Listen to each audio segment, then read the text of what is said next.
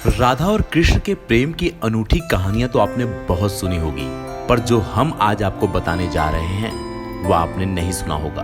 आप राधा रानी को कृष्ण की प्रेयसी के रूप में जानते होंगे। आपने कभी सुना है कि राधा और कृष्ण का विवाह हुआ था? यह सत्य है कि राधा और कृष्ण का विवाह भी हुआ था।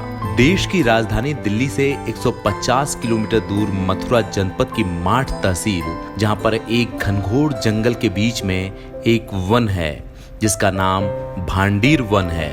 यह वह दिव्य स्थल है जहां पर सृष्टि के रचयिता ब्रह्मा जी ने करोड़ों वर्ष पुष्कर में तपस्या करने के बाद राधा कृष्ण का विवाह स्वयं इसी वन में आकर खुद कराया था। यही वो अद्भुत स्थल है जो राधा कृष्ण के विवाह का साक्षी रहा है। आइए आपको बताते हैं इस अद्भुत स्थल के विषय में विस्तार से।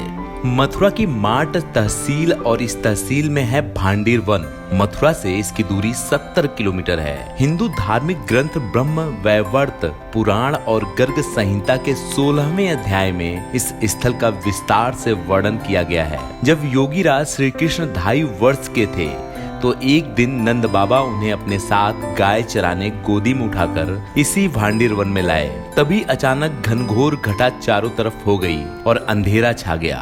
तेज आकाशीय बिजली कड़कने लगी और बारिश होने लगी। तभी नंद बाबा ने कृष्ण को अपने हृदय से चिपका लिया। तभी उन्होंने देखा कि वृंदावन की ओर से एक दिव्य प्रकाश तेजी से उनकी ओर आ रहा है। बाबा की आंखें बंद हो गईं और जब बाबा की आंखें खुली तो 12.5 वर्षीय कन्या उनके सामने खड़ी दिखाई देती है और प्राकृतिक हलचलें थम जाती हैं। नंद बाबा से कृष्ण को अपने साथ खेलने के लिए ले जाती है। वह वन में घूमते कृष्ण अचानक गोद से गायब हो जाते हैं और उनके समक्ष राधा जी की आयु के बराबर 15 वर्षीय बालक दिखाई देता है। योगीराज श्री कृष्ण की इस लीला को ब्रह्मा जी देख रहे थे। तभी वह अचानक प्रकट हो गए। ब्रह्मा जी ने कृष्ण से निवेदन किया, हे प्रभु, मैं आप दोनों को एक डोर में बांधना चाहता हूँ। कृष्ण बोले, जैसी आपकी इच्छा।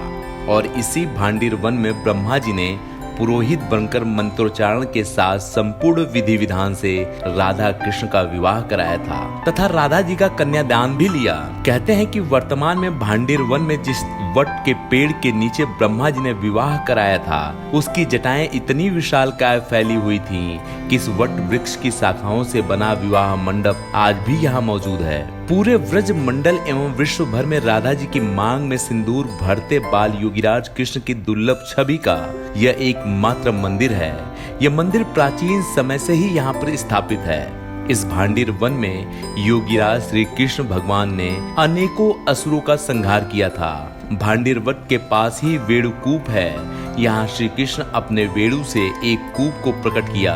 विकासुर का वध करने के पश्चात श्री कृष्ण अपने बल की डींग हाँकते हुए भांडीर वट के पास गोपियों से मिले, किंतु गोपियों ने श्री कृष्ण के ऊपर गोवध का आरोप लगाकर स्पर्श करने से मना कर दिया।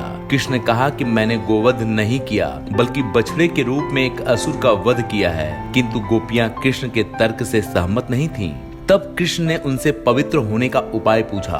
गोपियों ने कहा कि यदि तुम पृथ्वी के सारे तीर्थों में स्नान करोगे तब पवित्र हो जाओगे, तभी हमें स्पर्श कर सकते हो। गोपियों की बात सुनकर कृष्ण ने अपने वेणु से एक सुंदर कूप का निर्माण कर उसमें पृथ्वी के सारे तीर्थों का आवाहन किया। फिर उस कूप के जल में स्नान कर गोपियों से मिले। भांडीर कूप है। जिस समय बत्सासुर वध करने के बाद ग्वालवाल सखा ने कृष्ण से कहा कि आपने गौहत्या की है और सभी तीर्थों में जाकर के स्नान करना होगा, तो गोविंद ने यही यमुना किनारे गड्ढा खोद करके और सभी तीर्थों का आह्वान करके अपने को शुद्ध किया था गौहत्या पाप से।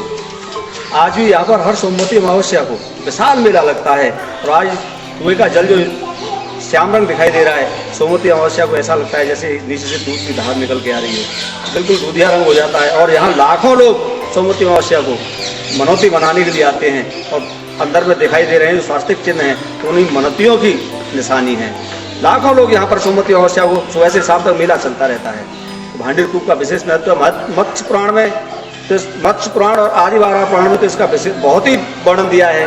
मत्स्य कूपम नमस्तुभ्यम भांडीर संस्कृता चतुर्दश अवताराणाम सब फलम आपनोति संशय। बोले भांडीर कूप के आचमन मात्र से 14 अवतारों के फल की प्राप्ति होती है।